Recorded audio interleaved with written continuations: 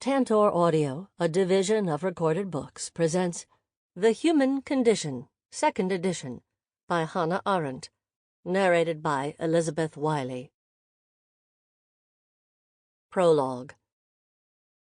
In 1957, an Earth-born object made by man was launched into the universe, where for some weeks it circled the Earth according to the same laws of gravitation that swing and keep in motion the celestial bodies, the sun, the moon, and the stars. To be sure, the man-made satellite was no moon or star, no heavenly body which could follow its circling path for a time span that, to us mortals, bound by earthly time, lasts from eternity to eternity. Yet for a time it managed to stay in the skies. It dwelt and moved in the proximity of the heavenly bodies as though it had been admitted tentatively to their sublime company.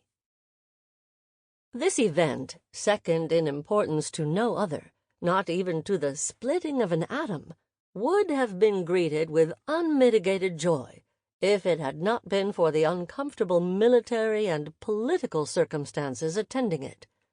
But, curiously enough, this joy was not triumphal. It was not pride or awe at the tremendousness of human power and mastery which filled the hearts of men, who now, when they looked up from the earth toward the skies, could behold there a thing of their own making. The immediate reaction, expressed on the spur of the moment, was relief about the first step toward escape from man's imprisonment to the earth. And this strange statement, far from being the accidental slip of some American reporter, unwittingly echoed the extraordinary line which, more than 20 years ago, had been carved on the funeral obelisk for one of Russia's great scientists. Mankind will not remain bound to the earth forever. Such feelings have been commonplace for some time. They show that men everywhere are by no means slow to catch up and adjust to scientific discoveries and technical developments, but that, on the contrary, they have outsped them by decades. Here, as in other respects, science has realized and affirmed what men anticipated in dreams that were neither wild nor idle. What is new is only that one of this country's most respectable newspapers finally brought to its front page what up to then had been buried in the highly non-respectable literature of science fiction, to which, unfortunately, nobody has yet paid the attention it deserves as a vehicle of mass sentiments and mass desires. The banality of the statement should not make us overlook how extraordinary, in fact, it was. For although Christians have spoken of the earth as a vale of tears, and philosophers have looked upon their body as a prison of mind or soul, nobody in the history of mankind has ever conceived of the earth as a prison for men's bodies, or shown such eagerness to go literally from here to the moon. Should the emancipation and secularization of the modern age, which began with a turning away, not necessarily from God, but from a God who was the Father of men in heaven, end with an even more fateful repudiation of an earth who was the mother of all living creatures under the sky? The earth is the very quintessence of the human condition, and earthly nature, for all we know, may be unique in the universe in providing human beings with a habitat in which they can move and breathe without effort and without artifice. The human artifice of the world separates human existence from all mere animal environment, but life itself is outside this artificial world, and through life man remains related to all other living organisms. For some time now, a great many scientific endeavors have been directed toward making life also artificial, toward cutting the last tie through which even man belongs among the children of nature. It is the same desire to escape from imprisonment to the earth that is manifest in the attempt to create life in the test tube, in the desire to mix frozen germ plasm from people of demonstrated ability under the microscope to produce superior human beings, to alter their size, shape, and function. And the wish to escape the human condition, I suspect, also underlies the hope to extend man's lifespan far beyond the 100-year limit. This future man, whom the scientists tell us they will produce in no more than 100 years, seems to be possessed by a rebellion against human existence as it has been given, a free gift from nowhere, secularly speaking, which he wishes to exchange, as it were, for something he has made himself. There is no reason to doubt our abilities to accomplish such an exchange, just as there is no reason to doubt our present ability to destroy all organic life on Earth. The question is only whether we wish to use our new scientific and technical knowledge in this direction, and this question cannot be decided by scientific means. It is a political question of the first order, and therefore can hardly be left to the decision of professional scientists or professional politicians. While such possibilities may still lie in a distant future, the first boomerang effects of science's great triumphs have made themselves felt in a crisis within the natural sciences themselves. The trouble concerns the fact that the truths of the modern scientific worldview, though they can be demonstrated in mathematical formulas and proved technologically, will no longer lend themselves to normal expression in speech and thought.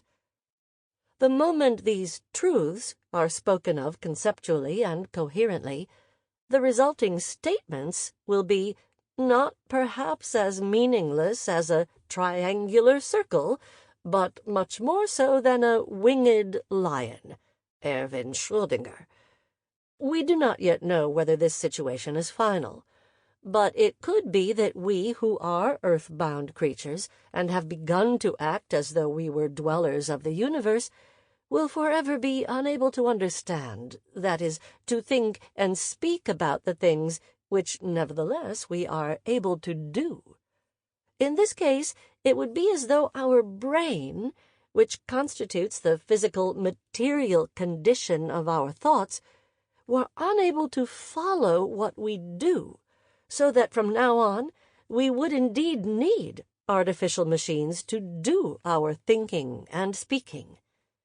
If it should turn out to be true that knowledge, in the modern sense of know-how, and thought have parted company for good, then we would indeed become the helpless slaves, not so much of our machines as of our know-how, thoughtless creatures at the mercy of every gadget which is technically possible, no matter how murderous it is.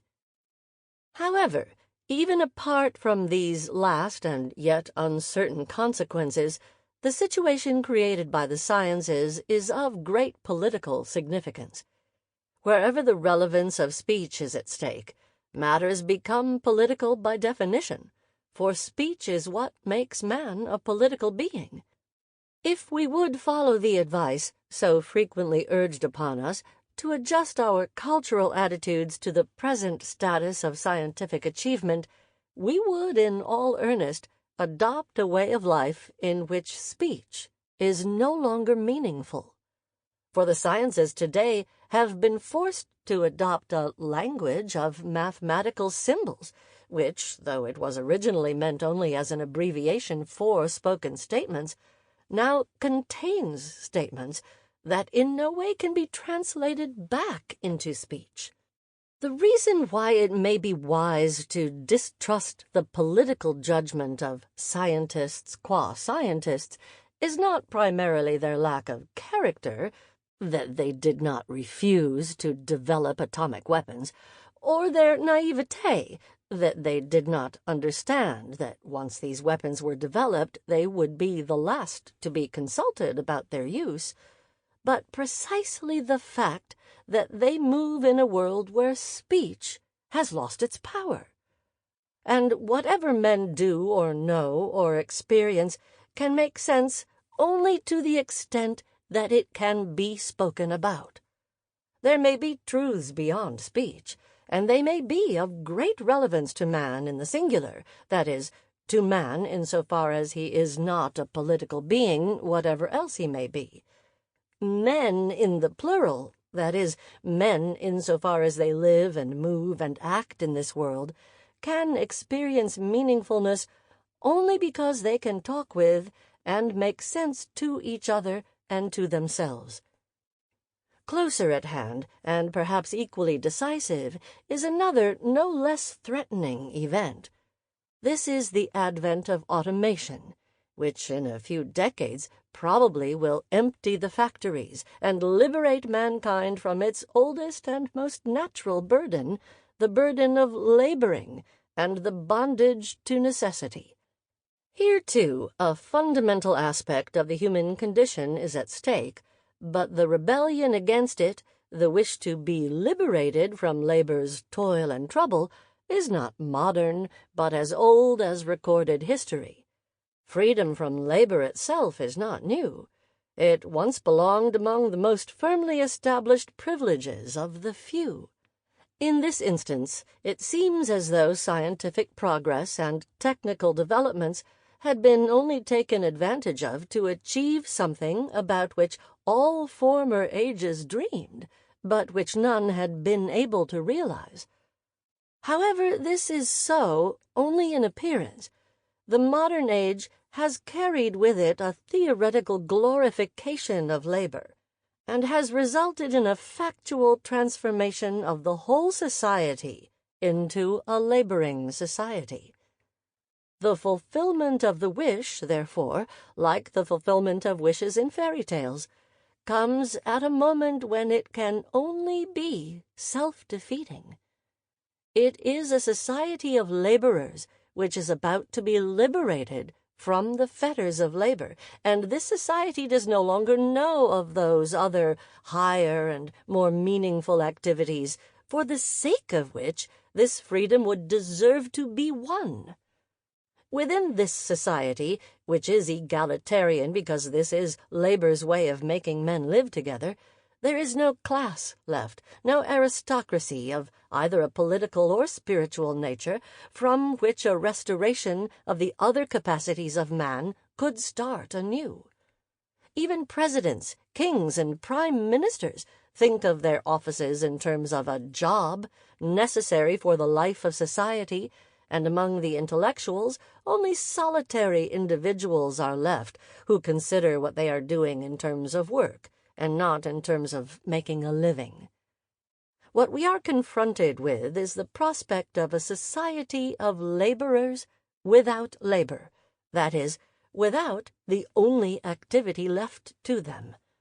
Surely nothing could be worse. To these preoccupations and perplexities, this book does not offer an answer. Such answers are given every day, and they are matters of practical politics, subject to the agreement of many. They can never lie in theoretical considerations or the opinion of one person, as though we dealt here with problems for which only one solution is possible.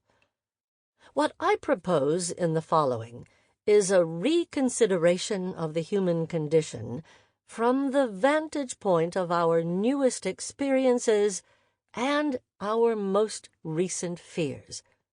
This, obviously, is a matter of thought, and thoughtlessness, the heedless recklessness or hopeless confusion or complacent repetition of truths which have become trivial and empty, seems to me among the outstanding characteristics of our time. What I propose, therefore, is very simple. It is nothing more than to think what we are doing. What we are doing is indeed the central theme of this book.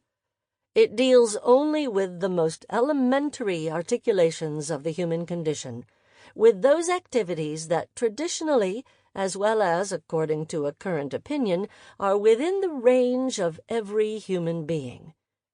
For this and other reasons, the highest and perhaps purest activity of which men are capable, the activity of thinking, is left out of these present considerations.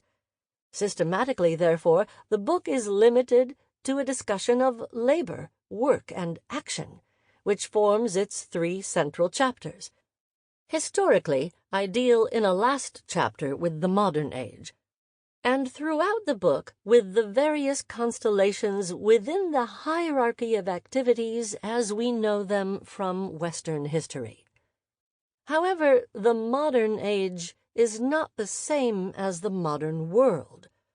Scientifically, the modern age, which began in the 17th century, came to an end at the beginning of the 20th century. Politically, the modern world in which we live today was born with the first atomic explosions.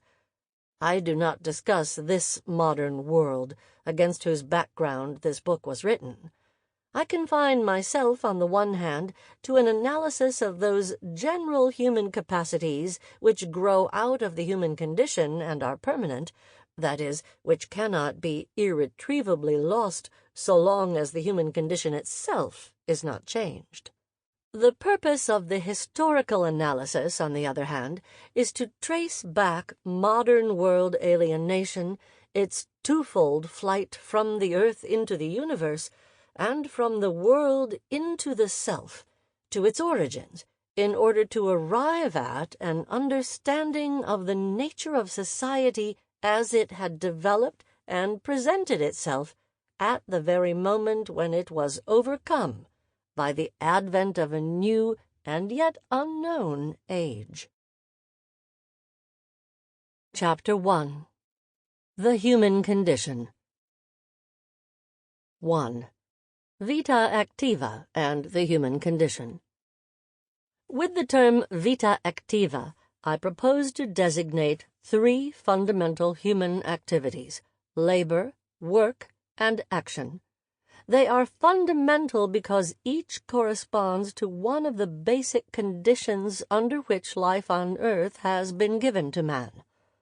Labor is the activity which corresponds to the biological process of the human body, whose spontaneous growth, metabolism, and eventual decay are bound to the vital necessities produced and fed into the life process by labor. The human condition of labor is life itself. Work is the activity which corresponds to the unnaturalness of human existence, which is not embedded in, and whose mortality is not compensated by, the species' ever-recurring life cycle. Work provides an artificial world of things distinctly different from all natural surroundings. Within its borders, each individual life is housed, while this world itself is meant to outlast and transcend them all. The human condition of work is worldliness. Action, the only activity that goes on directly between men without the intermediary of things or matter, corresponds to the human condition of plurality, to the fact that men, not man, live on the earth and inhabit the world. While all aspects of the human condition are somehow related to politics, this plurality is specifically the condition, not only the conditio sine qua non, but the conditio per quam, of all political life. Thus the language of the Romans, perhaps the most political people we have known, used the words to live and to be among men, inter homines esse, or to die and to cease to be among men, inter homines esse desinere, as synonyms. But in its most elementary form, the human condition of action is implicit even in Genesis. Male and female he created them. If we understand that this story of man's creation is distinguished in principle from the one according to which God originally created man, Adam, him, and not them, so that the multitude of human beings becomes the result of multiplication.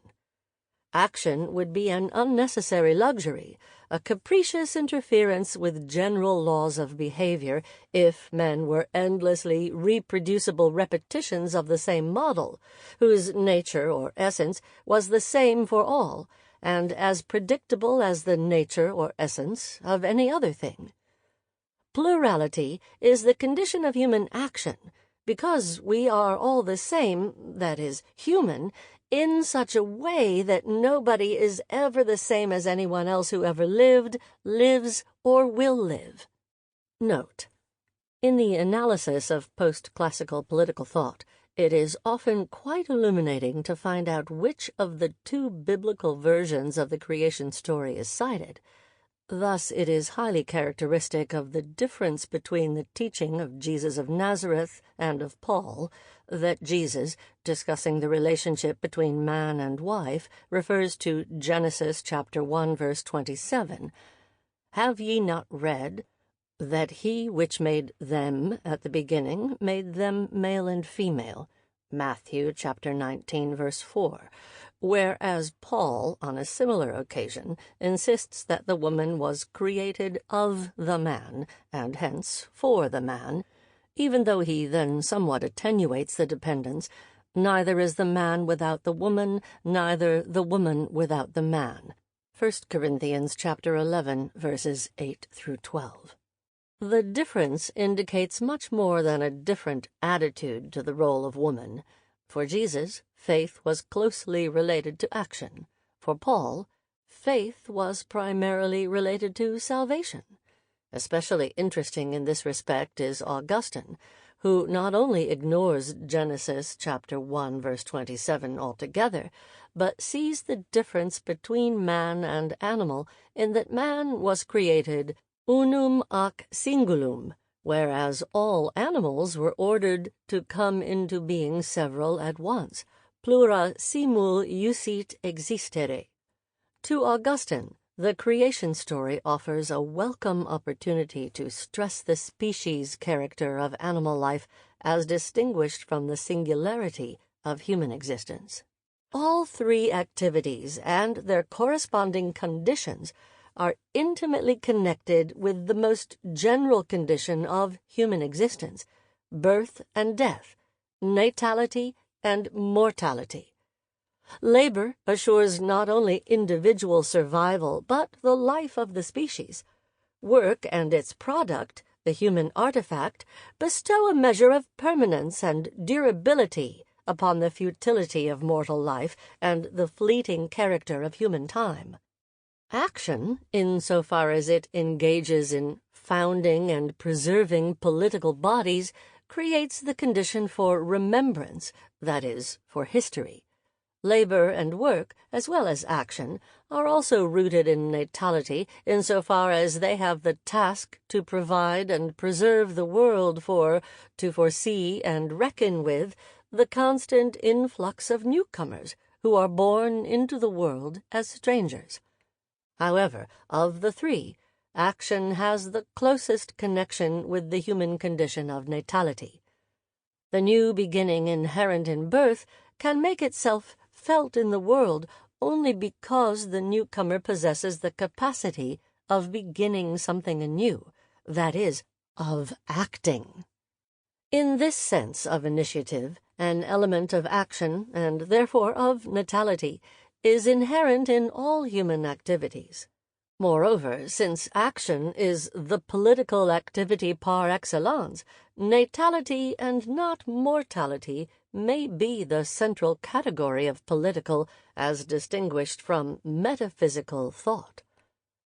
The human condition comprehends more than the conditions under which life has been given to man.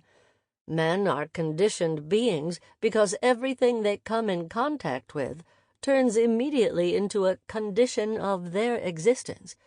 The world in which the vita activa spends itself consists of things produced by human activities. But the things that owe their existence exclusively to men nevertheless constantly condition their human makers. In addition to the conditions under which life is given to man on earth, and partly out of them, men constantly create their own self-made conditions, which, their human origin and their variability notwithstanding, possess the same conditioning power as natural things. Whatever touches or enters into a sustained relationship with human life immediately assumes the character of a condition of human existence. This is why men, no matter what they do, are always conditioned beings. Whatever enters the human world of its own accord, or is drawn into it by human effort, becomes part of the human condition. The impact of the world's reality upon human existence is felt and received as a conditioning force. The objectivity of the world, its object or thing character, and the human condition supplement each other. Because human existence is conditioned existence, it would be impossible without things, and things would be a heap of unrelated articles, a non-world, if they were not the conditioners of human existence.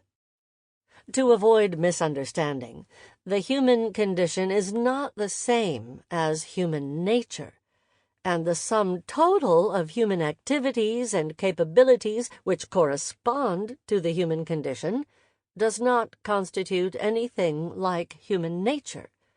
For neither those we discuss here nor those we leave out, like thought and reason, and not even the most meticulous enumeration of them all, constitute essential characteristics of human existence in the sense that without them this existence would no longer be human. The most radical change in the human condition we can imagine would be an emigration of men from the earth to some other planet. Such an event, no longer totally impossible, would imply that man would have to live under man-made conditions radically different from those the earth offers him. Neither labor, nor work, nor action, nor indeed thought as we know it, would then make sense any longer.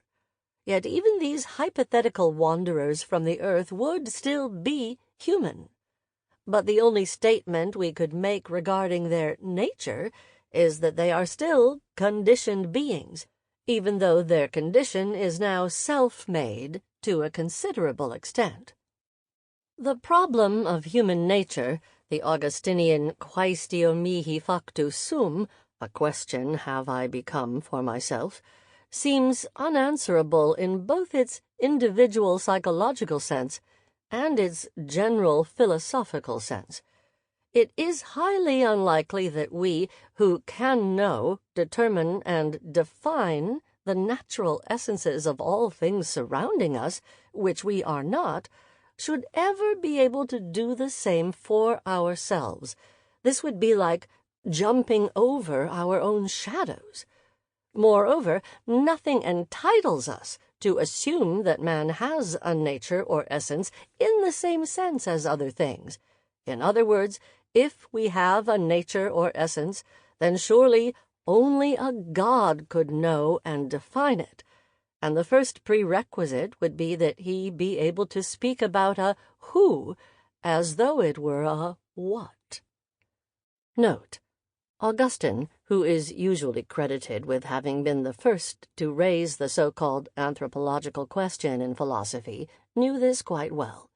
He distinguishes between the questions of who am I and what am I, the first being directed by man at himself, and I directed myself at myself, and said to me, You, who are you? And I answered, A man. Tu quis es? And the second being addressed to God. What then am I, my God? What is my nature? Quid ergo sum, Deus meus? Quae natura sum? For in the great mystery, the grande profundum which man is, there is something of man, aliquid hominis, which the spirit of man which is in him itself knoweth not. But thou, Lord, who has made him, fecisti eum. Sample complete. Ready to continue?